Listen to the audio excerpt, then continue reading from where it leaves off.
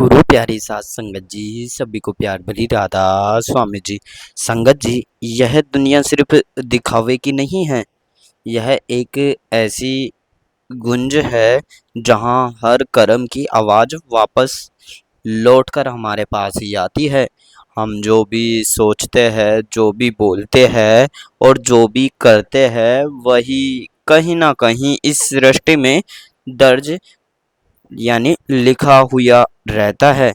कभी हम सोचते हैं कि किसी को दुख देकर हम बच जाएंगे, कभी गलत करके किसी के साथ बुरा करके हमें कोई देख नहीं रहा। लेकिन सच्चाई यह है कि संगत जी, कर्म कभी खत्म नहीं होते। वह गूंज बनकर वापस लौट कर जरूर आते हैं। अगर हमने प्यार दिया है तो वही प्यार कई गुना होकर लौटेगा। अगर हमने दिल किसी का दिल दुखाया है या फिर किसी को दुख दिया है तो वही दर्द किसी ना किसी रूप में हमारे पास आएगा। इसलिए संत महापुरुष बार बार समझाते हैं कि जैसा बोओगे वैसा ही काटोगे। ब्राह्मण ब्रह्मांड का यह शास्त्र नियम है कि हमारे कर्म साये की तरह हमारा पीछा करते हैं। आप किसी भी युग का किसी भी में जन्म ले लो, आपके द्वारा किए गए कार्य समय आने पर आपके द्वारा दस्तक जरूर देंगे। एक छोटे से गांव में दो बूढ़ी औरत पास पास में ही रहती थी। एक बहुत दयालु थी और सेवा करने वाली थी, जबकि दूसरी स्वार्थी और लालची थी। एक दिन किसी दानी व्यक्ति ने दोनों को एक एक नया गरम कंबल दिया।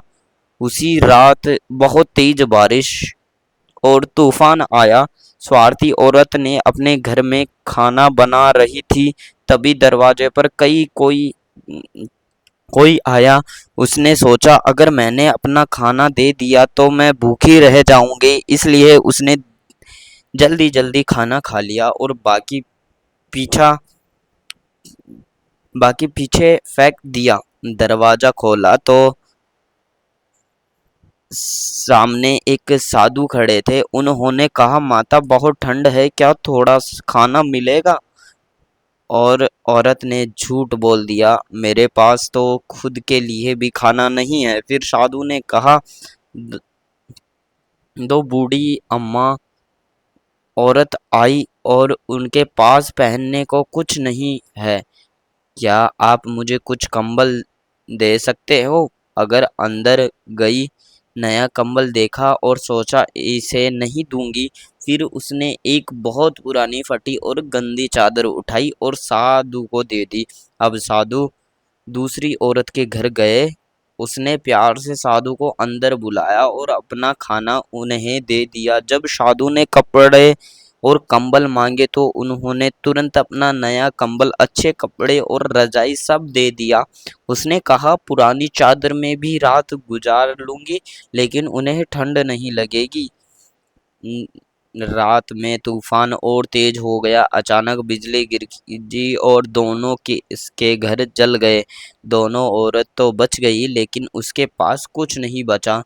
तभी वही साधु आया और उन्होंने अपने आश्रम ले गए। वहाँ वही सामान रखा था जो उन्होंने दिया था। साधु बोले, जिन दो औरतों की मैंने बात की थी वह तुम दोनों ही हो। आज तुम्हें पास जो है वही है जो तुम्हें दे दिया है। दयालु औरत को उसका दिया हुआ अच्छा कंबल, कपड़े और खाना मिल गया, और स्वार्थी औरत को वही फटी पुरानी चादर मिल गई।